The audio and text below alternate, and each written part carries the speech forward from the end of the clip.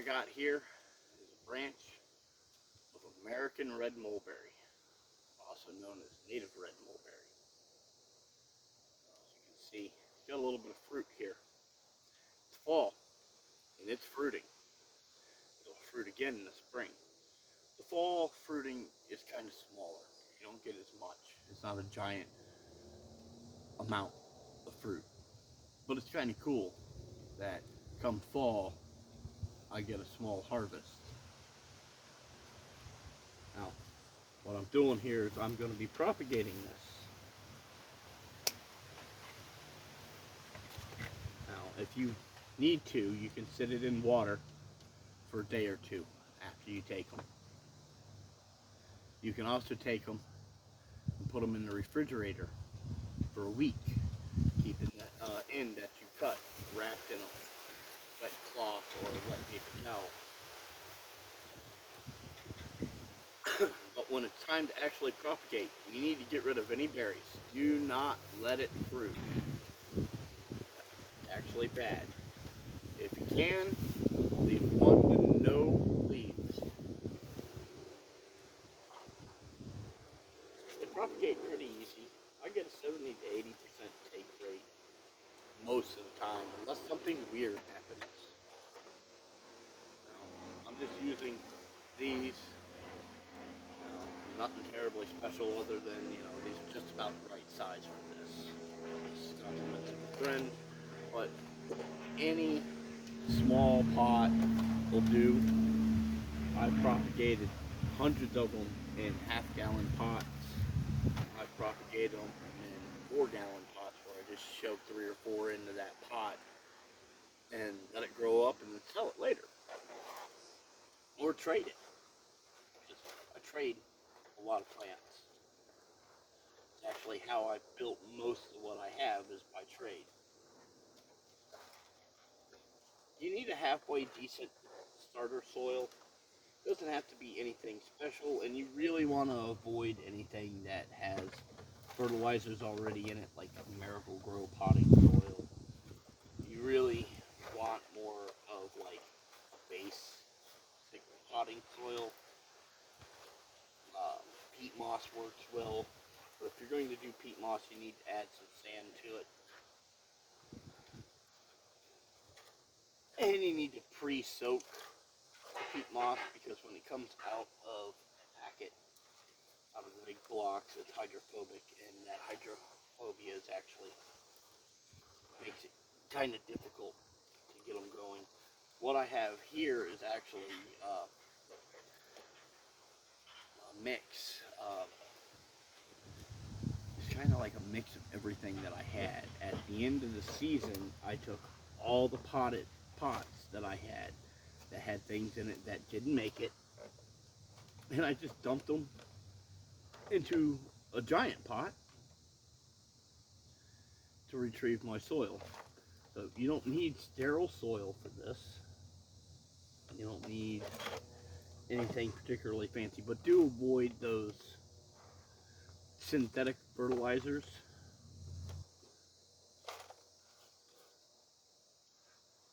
I know a lot of people love to throw 10-10-10 special fertilizers for their trees and everything at them, and at one point I did a lot of that too, and I've gotten away from that. Like wholesale, just I don't do it. I found other resources that don't pollute the environment, doesn't destroy the. I live near a lagoon, which is having some serious issues, and a lot of those issues is lawn culture. You just can't get the people here to understand that that green lawn of theirs is destroying the beautiful lagoon that is, chances are, is what reason they moved here. So, that aside, I'm just going to take some of these and I literally just stick them in there and pack it in.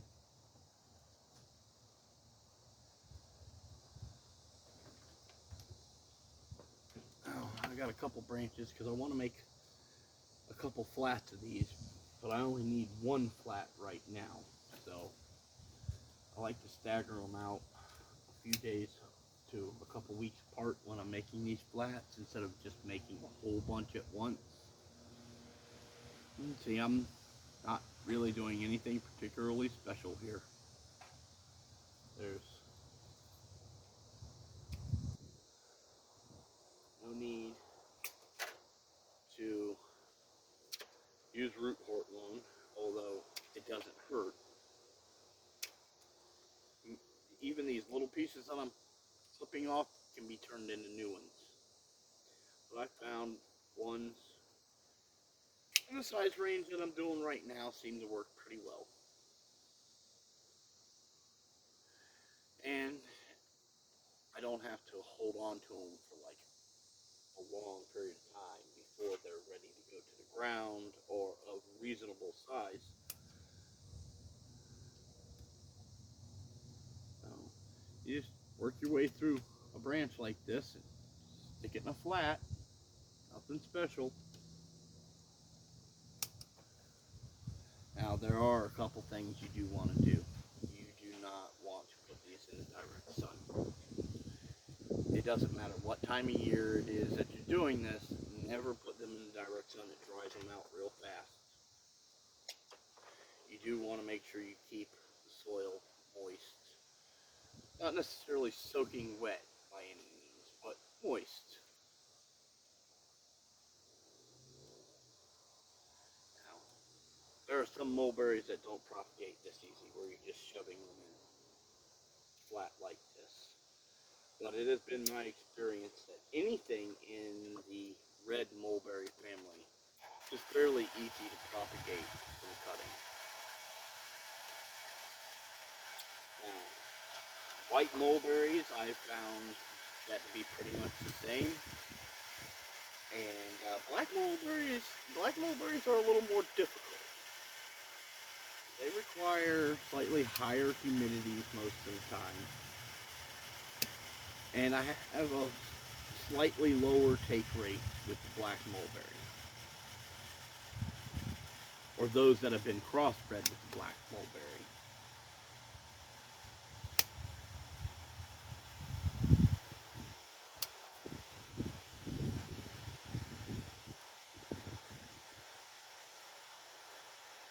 Alright, I've got two more spots, so we're just going to steal a piece over here.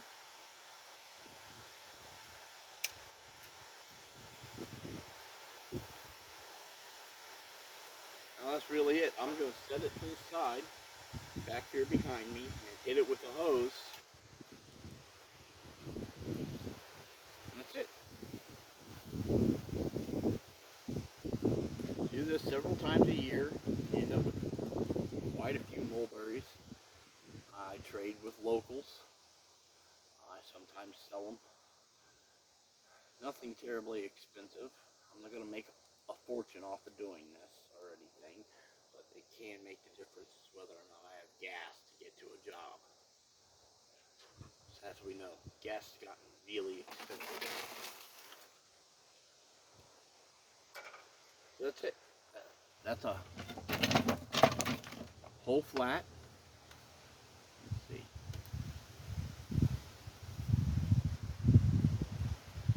15 and probably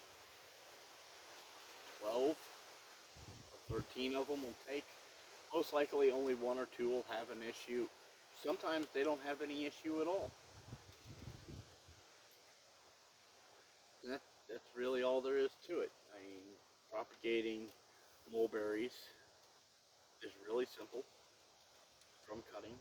It guarantees you know exactly what variety it is, since it is taken from a tree that is already in production. These will produce next year. Where if you grow it from seed, it might take a while, anywhere between 3 and 7 years, or as long as 10. But cuttings are really easy.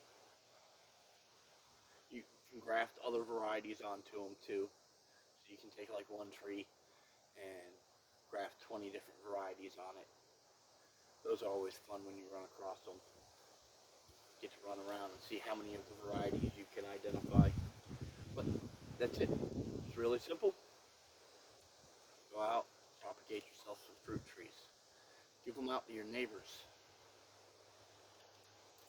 Take them places with you when you're out and just hand them out to people. Knock on a door and see if they'll let you plant a couple in somebody's yard. It's always fun when you knock on somebody's door and offer to plant free fruit trees in their yard. They look at you like you're crazy.